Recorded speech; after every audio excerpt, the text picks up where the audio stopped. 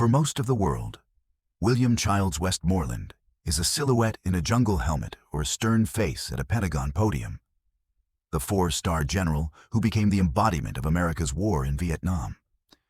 He commanded hundreds of thousands of troops, briefed presidents, and spoke confidently of light at the end of the tunnel, even as the country slid into doubt and division. Yet behind the statistics and strategy conferences, there was a man who went home to a very small circle. A wife who had grown up in the army long before she married him. And three children who learned early that their father's public image and private presence were two very different things.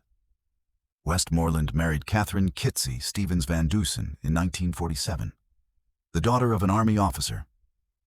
At a moment when his own career was shifting from World War II combat commands into the long, restless years of occupation duty, staff work, and Cold War preparation. Together, they built a family that would never be rooted in one town for long. 3 children followed. Catherine, the eldest daughter, James Ripley, the only son, and Margaret Childs, the younger daughter, whose name echoed the Childs line from Westmoreland's own mother. Their childhood stretched across posts and continents, framed by the rituals of Army life, parades, base schools, chapel on Sundays, and by the shadow of a father whose rank kept rising, even as he spent more and more time far from home. The family's most surreal chapter came when Westmoreland was appointed superintendent of the United States Military Academy at West Point in 1960. The institution that had shaped him now became their backyard. Photographs from that period show the general and Kitsy standing on the Hudson River bluff with their 3 children clustered in front. Catherine on the edge of adolescence, James and Margaret still in grade school. The Academy's gray stone, strict rituals, and constant ceremonies formed the backdrop of their daily lives. For the cadets marching on the plain, Westmoreland was the soupe, the imposing officer whose decisions governed their careers. For the 3 small figures in those family photos, he was simply the father whose schedule was set by bugle calls, visiting dignitaries, and endless briefings. Then came Vietnam. In 1964, Westmoreland took command of Military Assistance Command, Vietnam, and the family's orbit shifted again. Their home base remained in the United States, but their lives were now synchronized to a war zone half a world away. Letters and tightly timed phone calls replaced routine dinners. News footage that other families watched with abstract concern carried a different charge for them. Because the man standing beside maps in Saigon was the same man who, only a few years earlier, had been helping with homework at the kitchen table at West Point. As troop levels climbed and casualties mounted, the Westmoreland name became synonymous with a controversial war, and his wife and children had to live inside that storm without any of the buffers afforded to strangers. By the time he became Army Chief of Staff in 1968, the general was no longer just a professional soldier. He was a symbol, praised by some, blamed by others, and studied by historians who saw in him the personification of an era's ambitions and blind spots. Yet the people who carried his surname into the next decades were not historians or pundits. They were 3 individuals who had grown up moving from post to post, who had watched their father absorb both adulation and vilification, and who then had to decide what to do with the complicated inheritance his life had left them. Catherine would choose a path that echoed the cultured, service-oriented world her mother loved. James would forge his own identity in New York, while never quite escaping the gravitational pull of a famous last name. Margaret would balance distance and connection, building a life that acknowledged her father's history without letting it define her completely. In this countdown, we will move from number 3 to number 1, tracing how each of William Westmoreland's 3 children lived with the legacy of a father whose career spanned from Normandy to Saigon, and whose name became shorthand for a war that still divides opinion. Their stories reveal not just the rise and fall of a general's reputation, but the quieter, more difficult question that history rarely asks.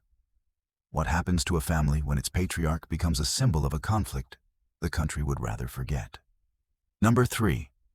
Margaret Childs Westmoreland. Number 3 is Margaret Childs Westmoreland, the youngest of William and Catherine Westmoreland's 3 children. Born into the rhythms of Army life, she grew up in an environment defined by structure, ceremony, and the constant movement of a family tethered to a rising military career, while her father's world expanded across continents and conflicts. Margaret's childhood unfolded in the quieter corners of bases and posts, where she learned early how to adapt, how to disappear into new classrooms, and how to live with a father who was present in influence, even when he was absent in body. Her early years were shaped by the long shadow of her father's responsibilities. When the family lived at West Point during his tenure as superintendent, Margaret found herself surrounded by tradition. Cadet drills at dawn, reviews on the plane, formal dinners, and a constant stream of distinguished visitors. She experienced the academy not as a storied institution, but as a kind of extended household. One where expectations were clear, rules were rigid, and her father's reputation hovered over everything.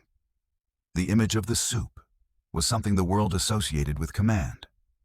To Margaret, it was simply her father moving through days governed by obligation and history.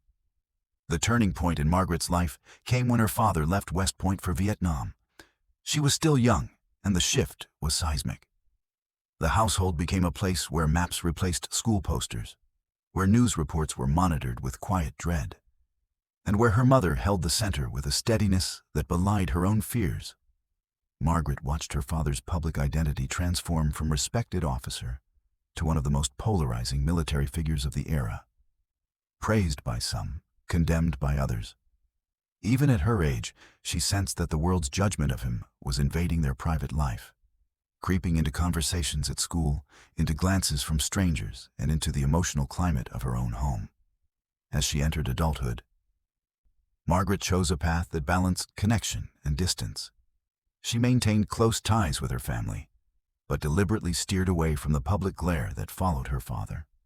Unlike her brother, who moved into the currents of New York's professional world, or her sister, who leaned into cultural and social institutions, Margaret kept her life deliberately private. She built a personal world defined not by her father's battles or the controversy surrounding his legacy, but by stability, discretion, and a refusal to be defined by a history she never chose.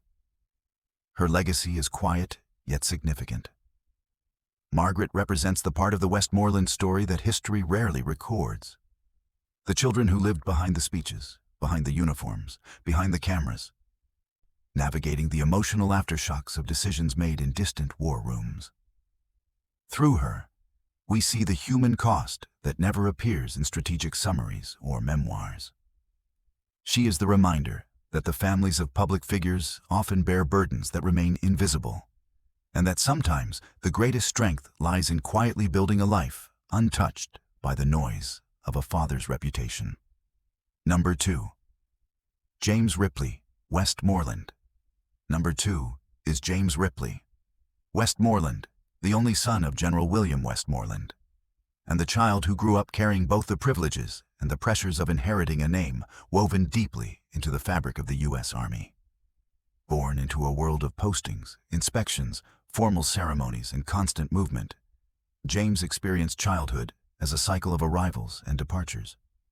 New schools, new faces, and the quiet expectation that he would embody the discipline and composure his father demanded of himself. For James, the years at West Point marked a defining era.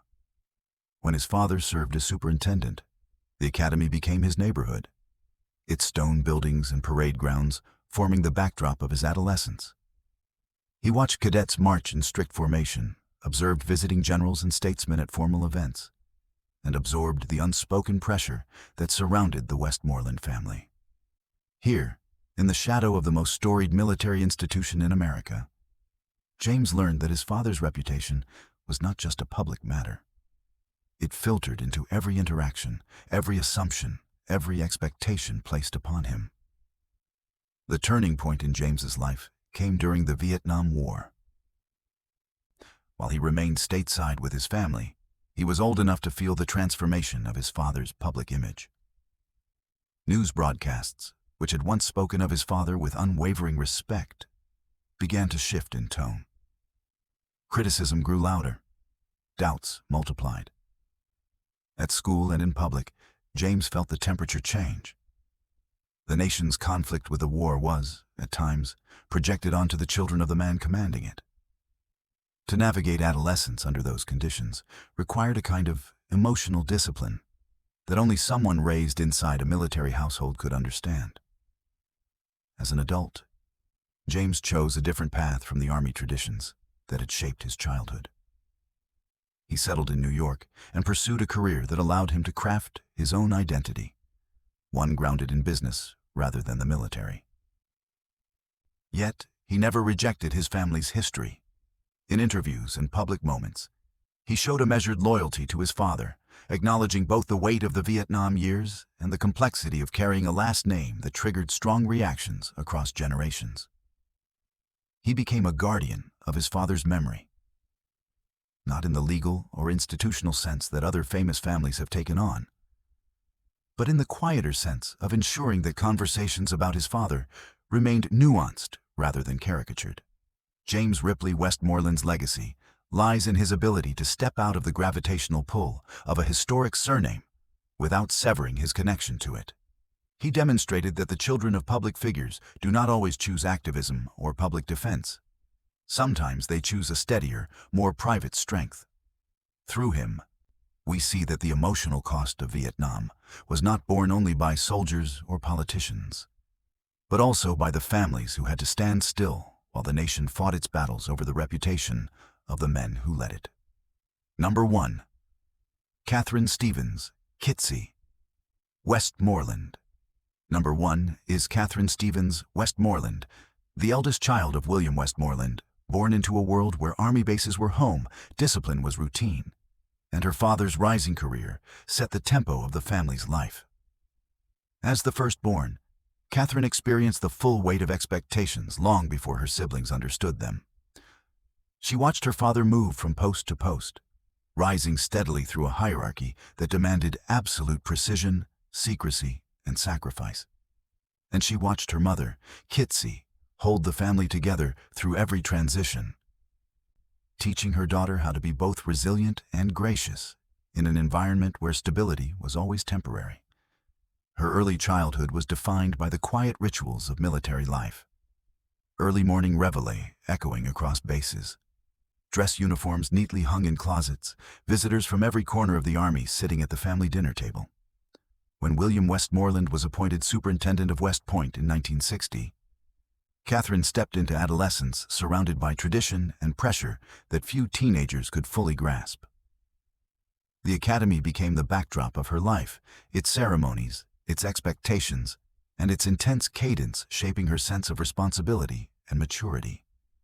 The turning point in Catherine's life came during the Vietnam years. She watched her father transform from a respected, almost universally admired officer into the central figure of a bitterly divisive war. As media scrutiny intensified and the nation struggled to understand what victory meant, the Westmoreland household absorbed the emotional shockwaves. Catherine was old enough to feel the hostility that sometimes followed her father's name, old enough to recognize that public anger could spill into private spaces, and old enough to understand the toll it took on her mother as letters, threats, and judgment arrived at the family's doorstep. In adulthood, Catherine carved a path that blended her mother's love of culture and her father's composure. She became deeply involved in civic, educational, and cultural organizations, contributing not through military service or public defense of her father, but through community engagement and leadership work that reflected the more human side of the Westmoreland family. She remained a quiet ambassador for the values her parents had embodied: dignity, service, and perseverance, while choosing a life that kept her out of the harsh public spotlight that had followed her father for years. Catherine's legacy lies in the steadiness with which she carried the family's history. She became the anchor that kept the Westmoreland narrative grounded in humanity rather than controversy. She safeguarded the dignity of her parents without turning their story into spectacle. Through her, we see the delicate balance of being the child of a man whose career was both celebrated and condemned. The balance of honoring a father's service while recognizing the complexity of the era he shaped. In Catherine, the Westmoreland story becomes more than the arc of a general's reputation. It becomes a family chronicle of children raised in the cross-currents of duty and public judgment, of a mother who held the line at home, and of a daughter who learned to carry her father's name with strength, discretion, and unwavering grace. The story of General William Westmoreland is often told through battle charts, congressional hearings, and televised briefings. But when seen through the lives of his 3 children, it becomes a far more intimate reflection of a country wrestling with its own identity. Behind the images of jungle operations and Pentagon corridors stood a family that lived through the private cost of public command. A family shaped by constant movement, immense pressure, and the shifting tides of a war that reshaped the American psyche. Margaret, the youngest, grew up watching her father's reputation rise and fall, learning how to exist just beyond the edges of history while forging a life of quiet resilience. Her path reminds us that the children of powerful figures often find strength in choosing privacy over legacy. James shouldered the complicated inheritance of being the general's only son, navigating the expectations, assumptions, and quiet judgments that accompanied his father's name. By building a life on his own terms, he demonstrated that identity is not destiny, even when the world insists on seeing you through the lens of someone else's decisions. And Catherine, the eldest, became the steady moral center of the family, the daughter who witnessed the full arc of her father's public and private worlds. Through community work and unwavering composure, she preserved the dignity of a family that had spent decades in the cross-currents of admiration and animosity. She carried her father's history without allowing it to consume her life, embodying the grace that her mother displayed throughout the most difficult years. Together, the 3 Westmoreland children reveal a side of the Vietnam era that no documentary or strategy report can fully capture. Their lives show the weight of being tethered to a conflict that divided a nation, the emotional complexity of loving someone who becomes a symbol, and the enduring truth that the impact of war reaches far beyond the battlefield. Through them, William Westmoreland's legacy becomes neither condemnation nor praise, but a deeply human narrative, a reminder that behind every public figure is a family living with the consequences of decisions made on a scale they never chose. The general commanded armies. His children carried the aftermath.